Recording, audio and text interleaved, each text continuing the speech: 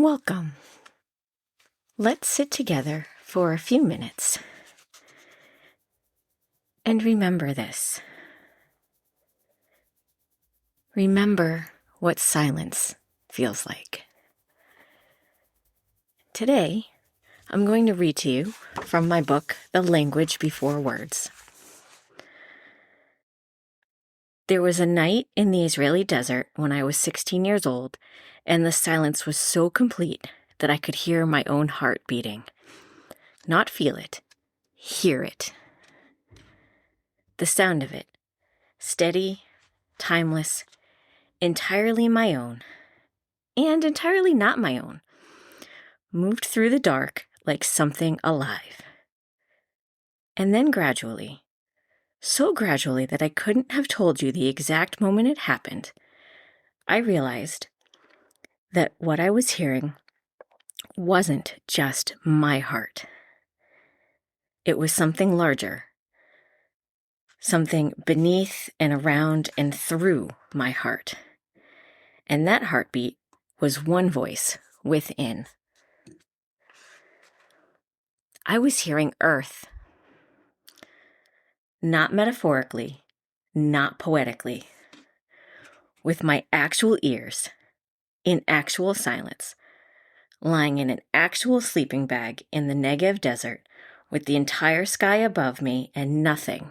No building, no road noise, no screen glow, no human busyness between me and the truth of what this planet sounds like when we finally get quiet enough to listen. It sounds like a heartbeat. It sounds exactly like yours and mine. I don't know how long I lay there before I noticed my heartbeat. It started, I think, with the silence. The desert at night is not quiet the way a room is quiet. It's quiet the way deep water is quiet, the way the space between stars is quiet. A silence with substance. A silence that isn't the absence of sound, but the presence of something that sound normally covers over. In that silence, I could hear myself breathing. And then beneath the breathing, I could hear my heart. And then, and this is the part I have never been fully able to explain, the part that lives in my body rather than in my vocabulary, my heartbeat and something else began to move together. A rhythm beneath my rhythm. A pulse beneath my pulse. Something so slow and deep and vast that my own heartbeat was just the treble line above it. Just the small, specific instance of something enormous and universal. Earth has a heartbeat. I know this now as a fact. The Schumann resonance, the electromagnetic pulse of the planet, measurable by instruments. But I didn't know that then. I only knew what I was hearing, and what I was hearing was that I was not separate from this. That this thing pumping blood through my 16-year-old body was in conversation with the thing that moves through the ground and the sky and the space between stars. That my life was one expression of the same force that holds every atom in the universe in its improbable, beautiful existence. I fell asleep inside that knowing, protected, like a chick inside an egg, a turtle inside its shell. Almost union.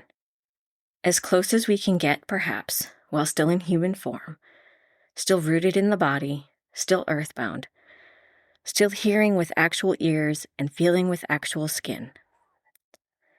But the divide between self and everything else had grown so thin as to be nearly nothing. I was in the desert, and I was the desert. I was one heartbeat, and I was all heartbeats. I was a 16-year-old girl in a sleeping bag, and I was something that had no age and no name and no limits. We have built a world that makes forgetting almost inevitable, maybe even required if we want to feel we belong and achieve what society considers a measurable level of success.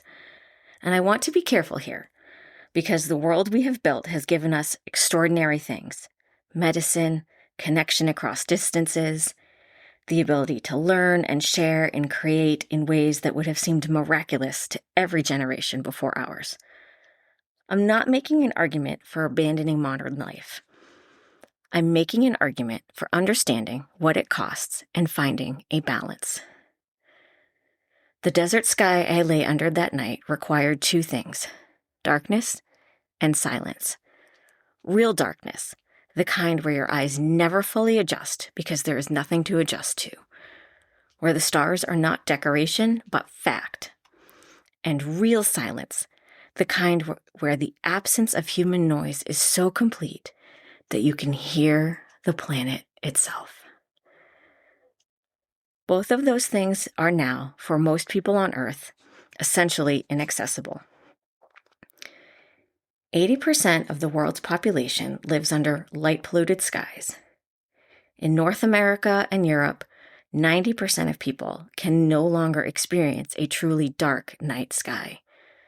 The noise floors of our cities and suburbs, the traffic, planes, air conditioning, the constant electromagnetic hum of the infrastructure of modern life has risen so high that the baseline of what we call quiet would have been unthinkably loud to our great-grandparents.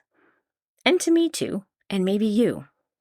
It feels impossibly loud and too startlingly bright to thrive in. We have not just built over nature. We have built over the conditions that make certain kinds of encounters with nature possible. We have made the silence inaccessible. We have drowned out the frequency. And we've done the same with darkness. And then we wonder why we feel disconnected. How we can sit in a park or a garden and feel nice, pleasant, fine, but not held, not dissolved, not spoken to. We're trying to hear a whisper in a room where someone is always shouting. You may never have a night like that desert night.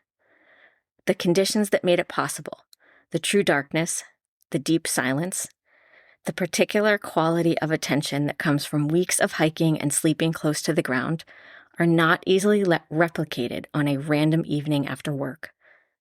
I wish they were. The desert taught me that the frequency exists, that the heartbeat is real, that the membrane between self and everything else can become thin enough to feel. And when it does, what's on the other side of it is not terrifying, but beautiful. Not annihilating, but completing. The desert showed me I was capable of hearing. The rest of my life has been about learning to hear something like it closer to home. Because silence is not only available in deserts, it's available in smaller doses, in shorter windows, in the spaces between the noise. A moment of it before the house wakes up.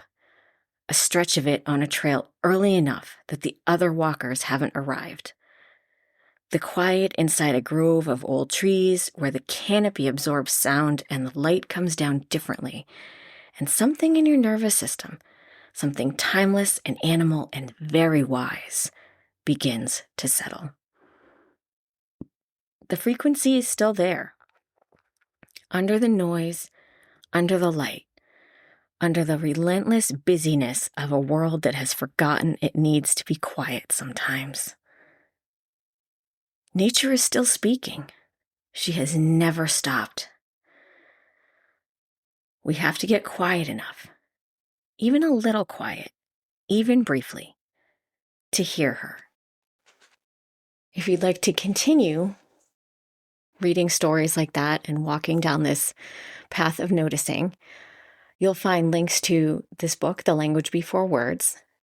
guided experiences and other trailheads at Wisdom Grove in the show notes. Until next time, keep noticing. Nature is our first teacher.